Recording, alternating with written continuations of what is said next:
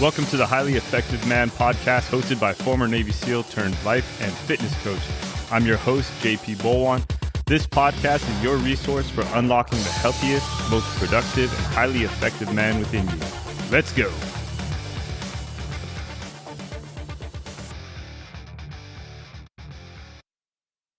What's up, guys? Welcome back to the Highly Effective Man podcast, where we help optimize every part of your life with fitness, mindset, nutrition, and productivity. I'm your host, JP Bolwahnn, 13-year Navy SEAL veteran, athlete, firefighter, coach, and a guy who knows what it means to be stretched thin between family, career, and personal goals. Okay, so today we're tackling something that we all deal with, and maybe some of you guys are like me and you feel guilty because you're spending time pursuing goals when you feel like maybe you should be with your family, or maybe you're with your family and you're feeling guilty because you should be pursuing some goals. So today we're going to talk about how to fit fitness, family, and work into an already packed schedule without sacrificing one for the other. Okay, so if you're like me and you're juggling a career and a family and trying to stay in peak physical condition, this episode's going to be for you. All right, let's dive in. All right, so the first thing we got to talk about is the foundation of time management. All right, so you got to be honest. All right, time is your most valuable asset. Okay, money can be replaced. Time, once it's gone, it's gone. And if you're not prioritizing it, you're wasting it. So a highly effective man does not fill his day with busy work. He focuses on what matters most. So what are your top 3 or 5 priorities? If you think back and you look back at your week, what are those top 3 or 5 priorities? And if you look at where you spent your week, that's going to tell you where your priorities at. All right. So for me, it's my health, it's my career, my personal growth, my family. All right. Everything else gets slotted around those priorities.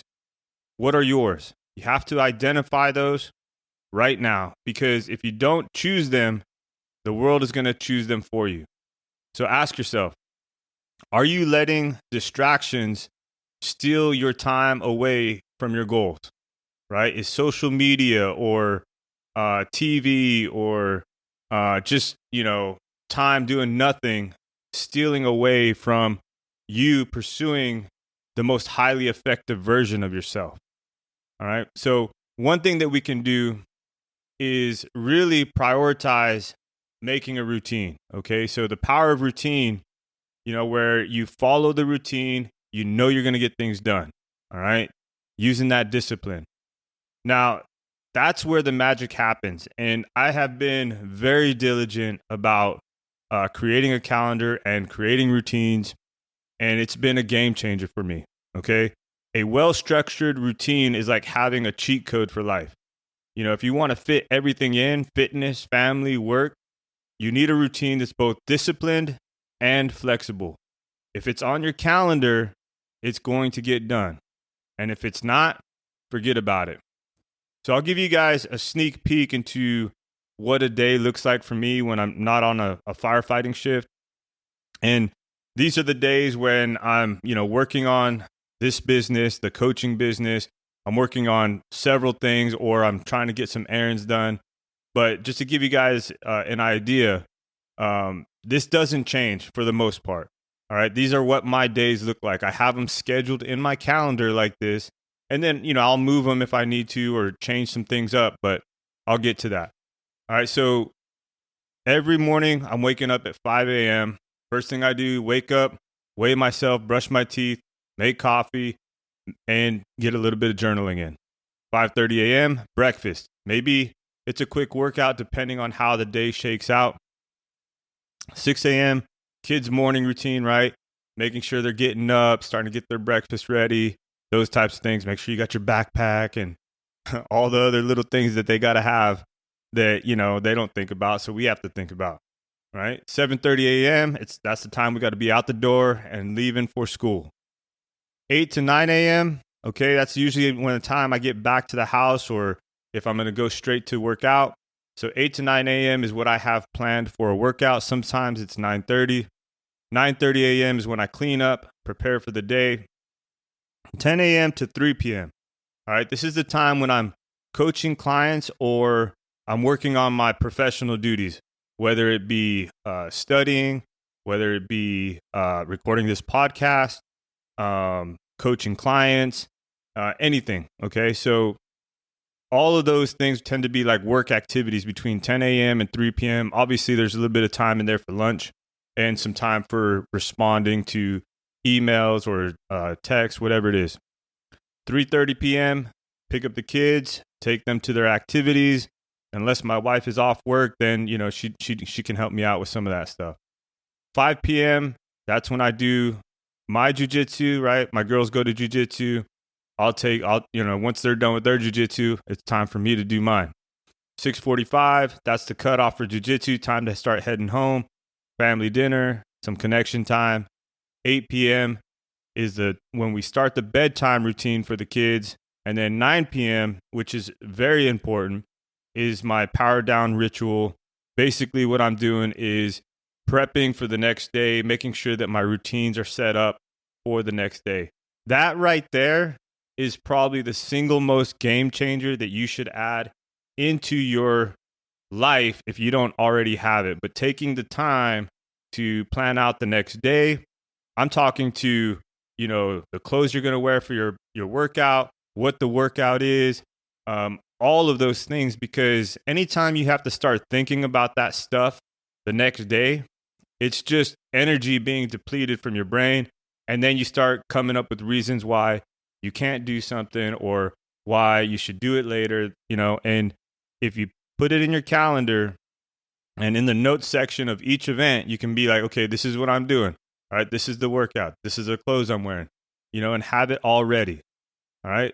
Does that sound like a tight schedule or like it's very busy? It is.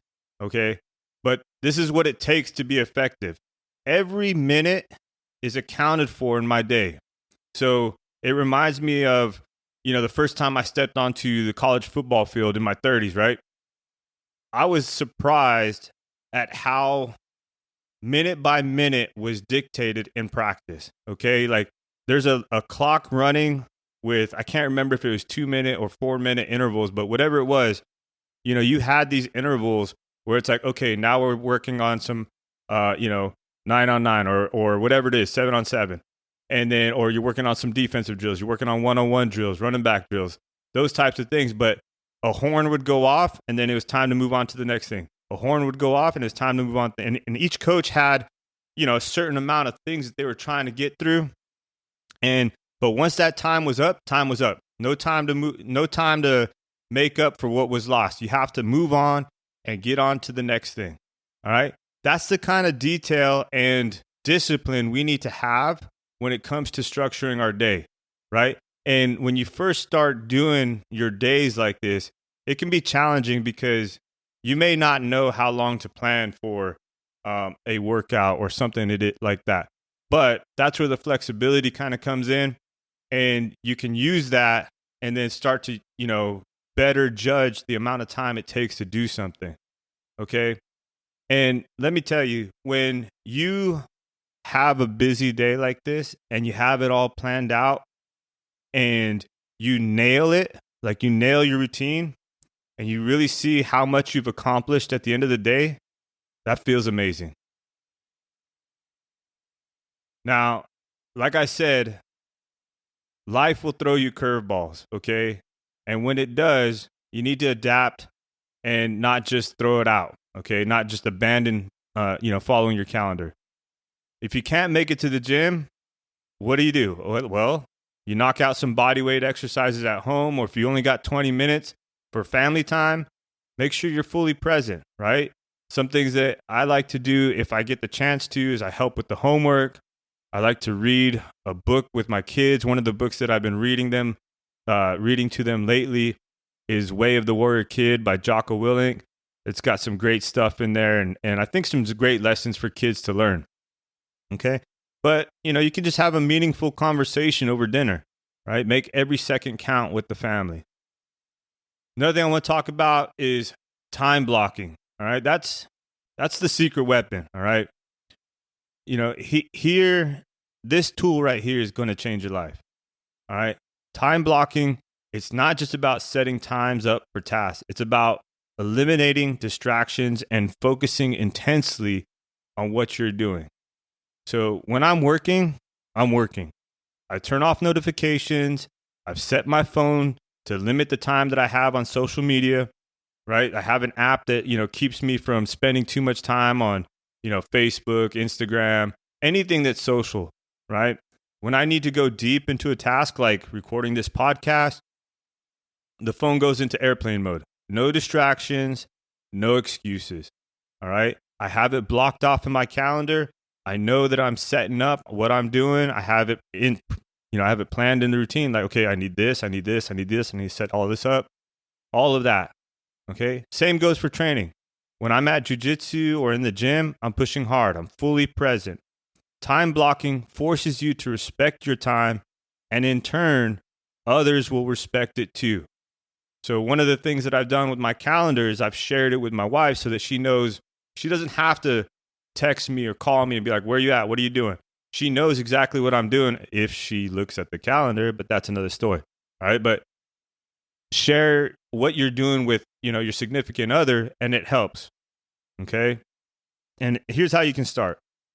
You look at your daily activities and you block off non-negotiable times for fitness, family, and personal growth, right? If you're looking at your week ahead, you block off those times and you put them in your calendar. That's the first thing that goes in your calendar, because then there's no excuse as to why you can't do it.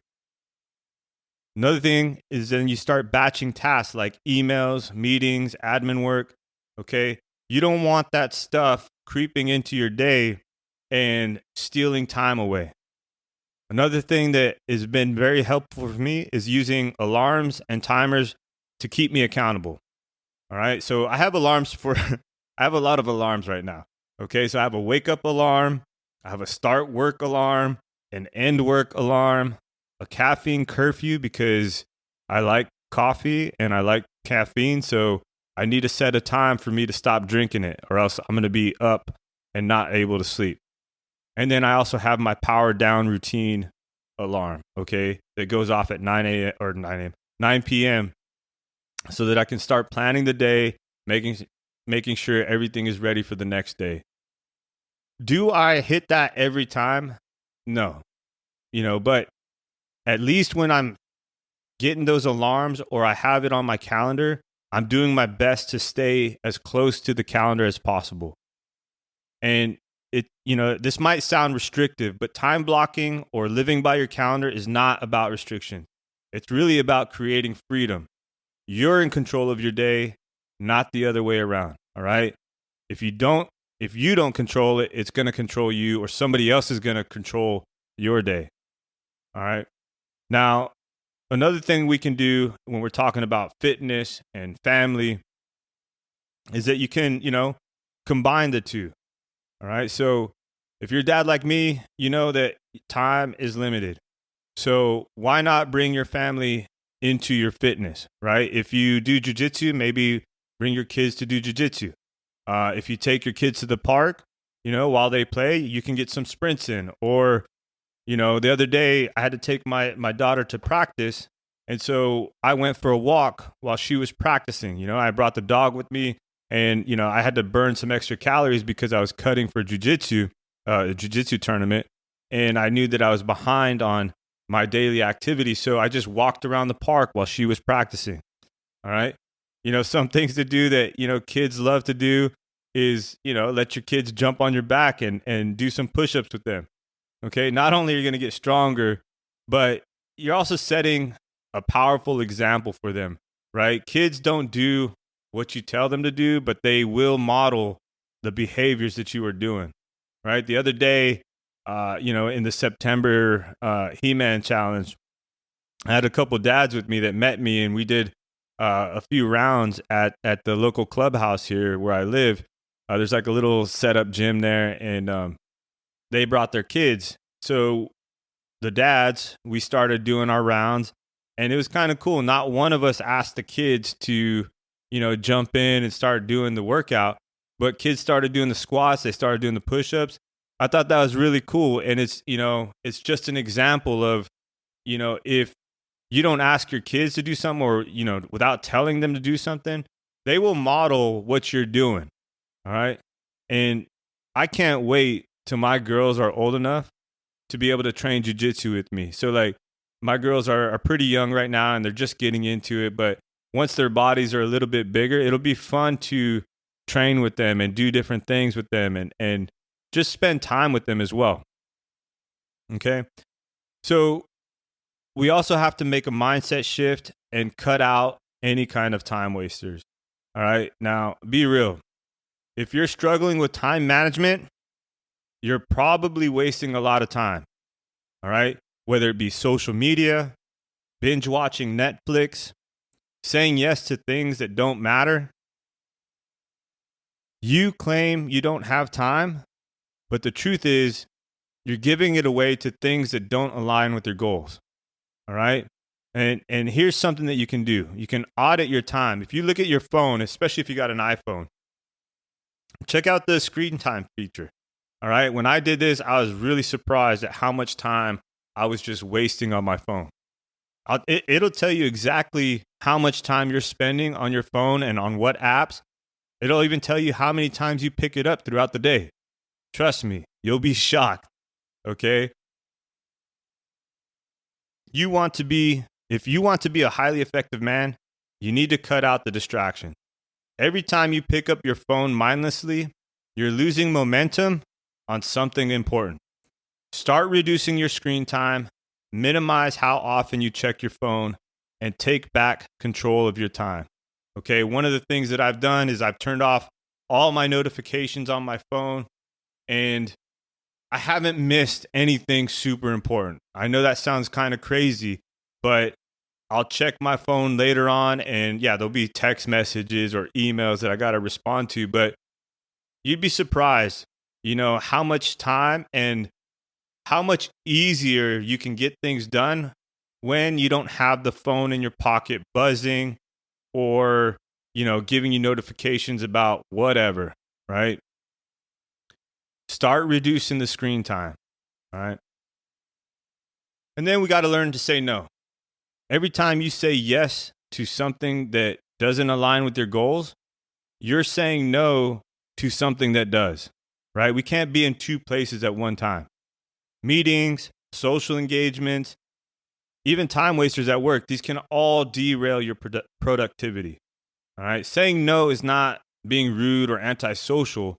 It's about being focused, all right? And it's smart. If someone gives you a hard time about it, explain that look, dude, I'm locked in on my goals right now, and these need my full attention, all right? Think of no as your shield, right? It protects your time, it protects your focus, and it protects your energy. It allows you to give a full yes on what truly matters. And then we need to think about intentionality, discipline, and mindset. All right. Balancing fitness, family, and work, it's not just possible, it's necessary. All right. People always wonder, like, okay, how do I balance this? How do I balance that? Well, you need to take time and be very intentional with your time and set up your week so that you can get it done. All right. It requires intention, discipline, and a mindset shift. You have to prioritize and set your routine. Block your time and cut out the distractions. Becoming a highly effective man doesn't happen by accident, okay? It's a daily choice. So what's it going to be? Are you blocking off your schedule today? What are you going to say no to so that you can say yes to what really matters? Your family, your fitness, and your career are all waiting for you to show up at your best. So until next time, stay disciplined, keep pushing, and remember, you are the highly effective man. Let's go. Thank you for listening to the Highly Effective Man podcast. If you enjoyed or learned something on this episode, do me a favor and share this with somebody who you think needs to hear it. And one last thing, if you want to work with me as your coach to help you get fit, be more productive, and in general, just be the most effective version of yourself, head over to my site, higherlevelcoaching.co.